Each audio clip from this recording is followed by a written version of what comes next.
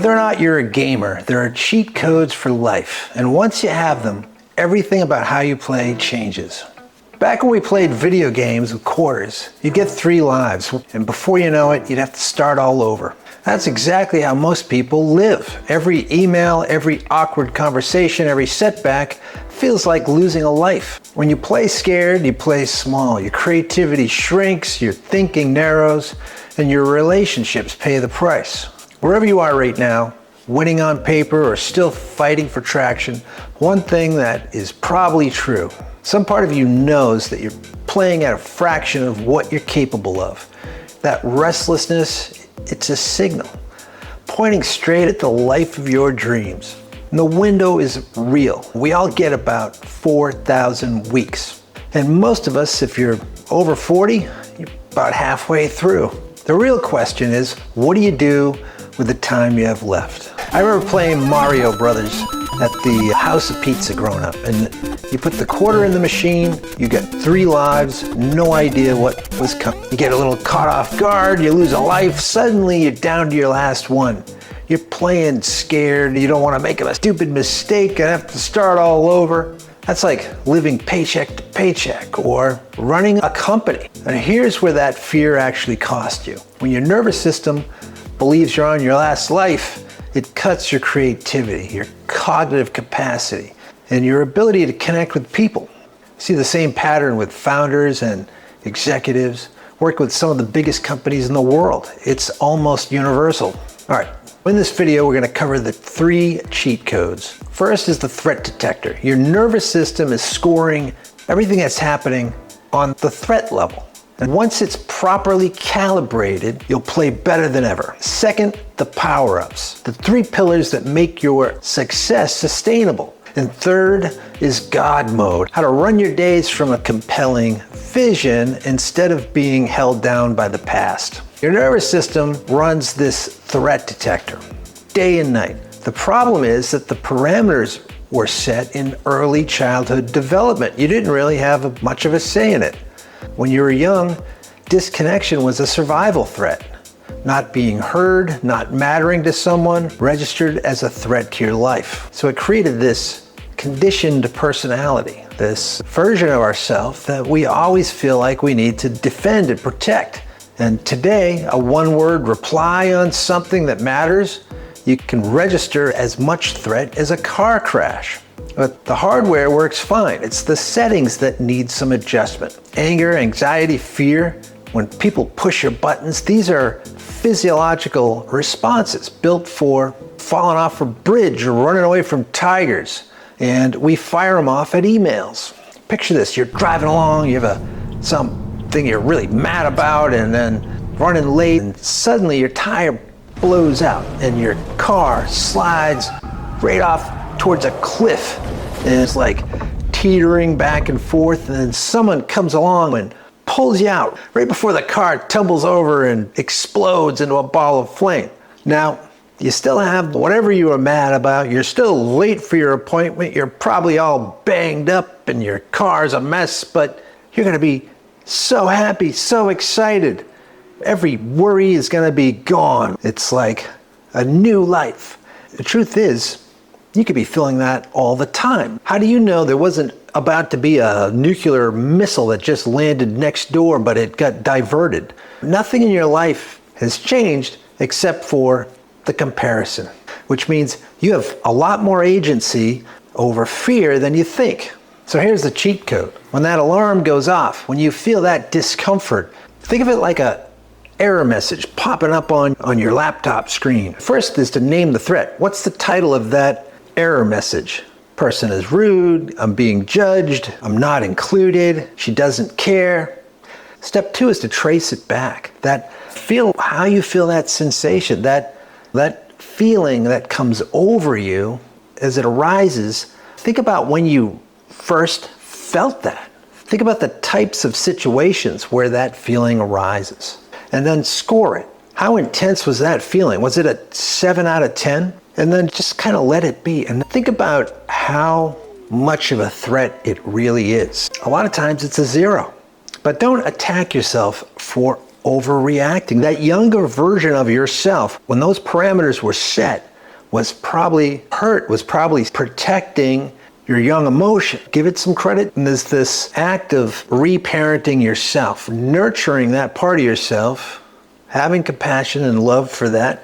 It helps to recalibrate the threat detector, the alarms. They'll get quieter and eventually they'll dissolve. Now, to be clear, some things deserve a score. When a car drives by, it's probably a neutral, I can hear it without reacting. And a lot of the things that I react to probably could have that same reaction.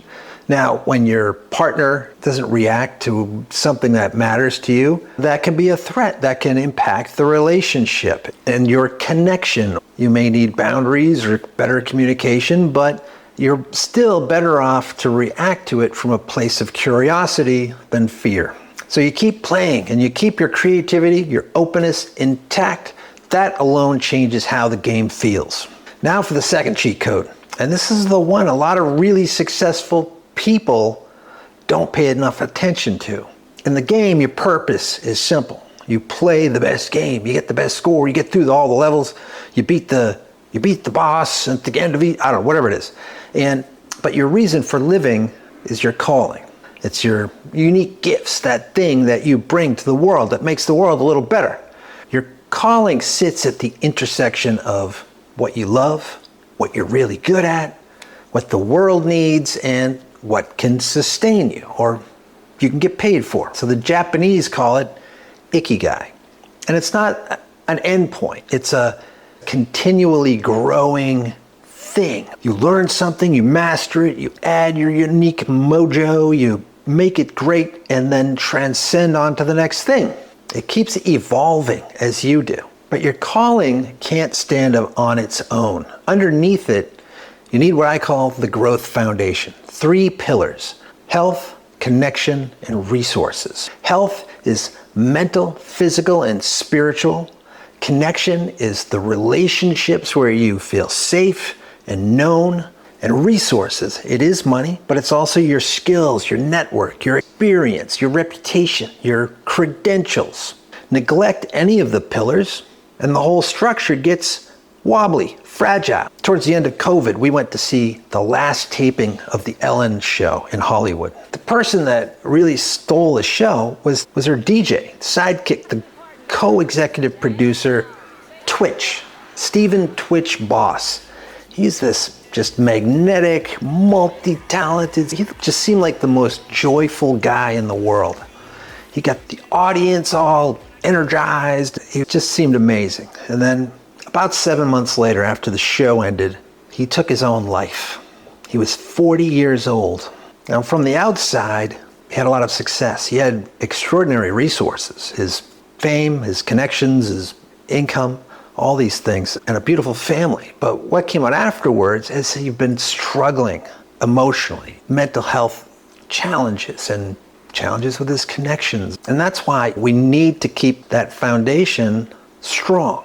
We need to invest in it proportionately to keep a holistic base for our success. The pillars are your power-ups. Every time you invest in one, you're picking up armor and extra strength for the levels ahead.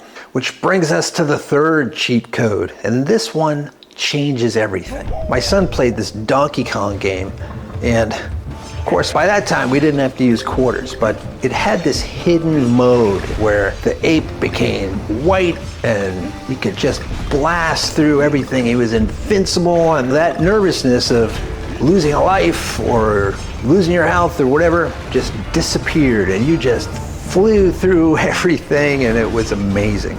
And God mode in real life means operating from a clear and compelling vision of your future instead of reacting from your past.